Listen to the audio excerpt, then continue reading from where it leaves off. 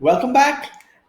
We spoke about loqui, which means to talk in in the previous lesson. And in this one, we're going to talk about log, a very related root word. I think while a loqui is from a Latin derivation, log is from a Greek derivation, but it means the same thing, to speak. We're going to see about six words related to this and a few other words that relate to each of these words, and we're going to see how it all makes sense. Let's look at the first word, monologue. Mono meaning single. Monologue would then mean one person talking. How then is this different from soliloquy, which also was one person talking? Well, the difference is while soliloquy spoke about one person talking to oneself, not bothering about who's listening, monologue is usually a speech given to a bunch of people or to another person without any participation or without any discussion. If, for instance, you got into trouble and your parent gave you a long lecture where you weren't allowed to talk back, that was a monologue. Or have you ever sat through a lecture in class or in college, and the professor just went on and on, did not entertain any discussions or questions? Well, that's a monologue as well, something that's boring, monotonous. That's also a monologue.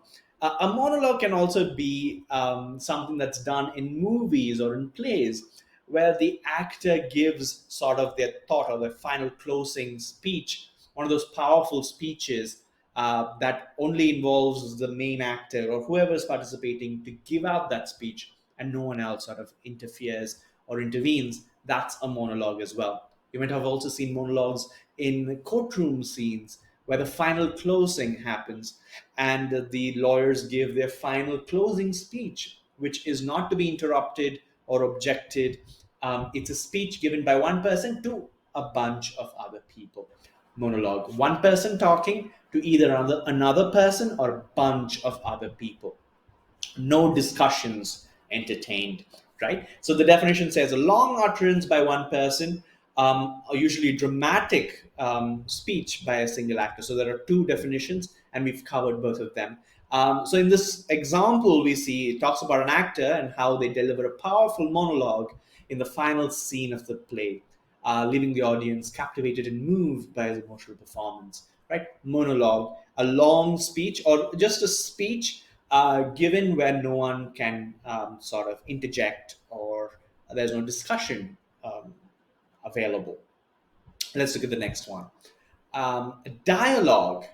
Just as in monologue, where one person talks to a bunch of people or someone else, a dialogue involves people talking to each other. It's a discussion, dia meaning two. But of course, a dialogue could include more than two people, right? Although it initially was envisioned as two people talking to each other. If you've seen those simple dialogues, it's just two people, one talking to another. John talks to Jane, and Jane responds to John, a dialogue. Of course, it can have more than two people.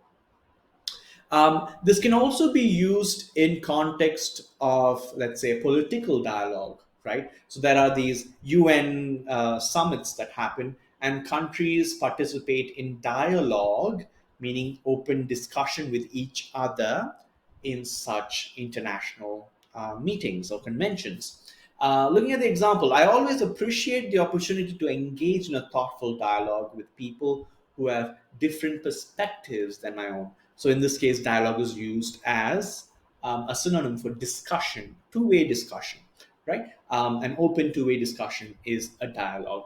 And also, of course, your movie dialogues. That's another definition as well. Eulogy. The root EU means good or well, and we will explore this root quite in depth in one of the coming lessons. There are a lot of words that can be seen or learnt through this particular root. Um, as you can see with the illustration there, it does sort of involve death. Why?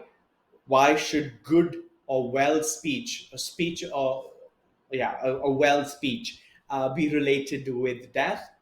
Well, when do you think people usually talk very well about someone?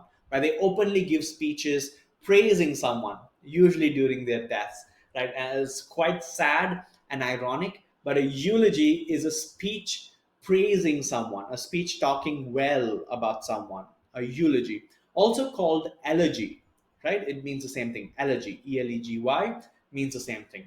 So it's a formal expression of praise for someone who has died recently. So eulogy cannot be used to discuss praise that you receive from someone who, someone you know, because then it would assume that you're dead. So these are usually given in funerals or in churches when they are remembering the dead and giving a speech with respect to how that person lived and how great that person was. Related words, eulogistic, something that relates to it. He gave a speech that seemed almost eulogistic, right? Or to eulogize. He eulogized by summarizing the key events in John's life, saying that John was a great guy, he was a father of many, whatever. Finally, Bill delivers a heartfelt eulogy for Charlie, his wise counselor and best friend. Right? Eulogy, the final sort of a discussion or a song or an expression of praise, usually very formal. Prologue. You usually see this word with respect to books. Pro means before, log is to speak. So a prologue is a piece of written text or a piece narrated that comes before the main item itself. A prologue in a book could talk about things that happened before the setting of the novel itself. Sort of it sets up the context before what the novel itself discusses. So that's a prologue, something that serves as a preceding event or introduces what follows. Prologue, before, spoken before, essentially, spoken about something before. The tale of Cadmus and his daughters is only a prologue to the greater story, suggesting that it's just a sort of a trailer or a preview to what is going to come, and there's more to come after. The other end of this, of course, is epilogue. Epi meaning in addition to. So there is a book that you've read, and in the final end, there's an epilogue that might give you some additional information. Either it might say that, this story or this article was about this particular thing, and this was the research that happened in the end.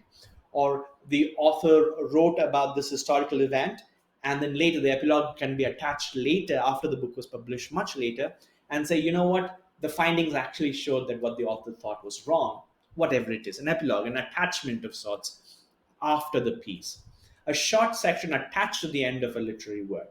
Right. So in this case, Miss Someone, her epilogue is actually, for several reasons, the weakest part of a book, suggesting that her epilogue was not great. Whatever comes after the book. Ideologue. The word idea essentially means idea. That's what it means.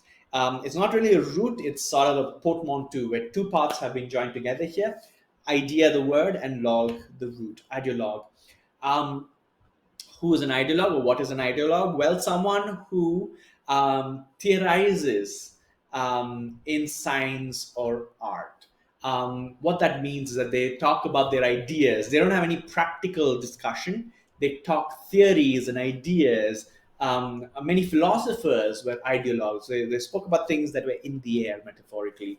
The example says the new political party was formed by a group of ideologues who firmly believed in their principles and were determined to see them implemented in government policies. So notice that it says they firmly believed in their principles, meaning it was ideas or ideologies that they were propagating.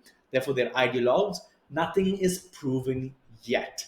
So people who propose or who support or who talk about ideas without any proof of that concept, like philosophers, well, they are ideologues. Great. That brings us to the end of loqui and log. And as I discussed, or rather may not have discussed, either ways, every other word in this course is going to be related somehow to the words we've discussed so far. Either they will have a root, uh, of one of the other words. For example, we may discuss the root EU and a bunch of words related to that, and then we will pick up one of the other words which is or other roots in one of those words, and sort of discuss those in depth. And that's how we're going to branch out and talk about a bunch of words related to each other in theme, meaning, and etymology. Um, have a great time learning. See you in the next one.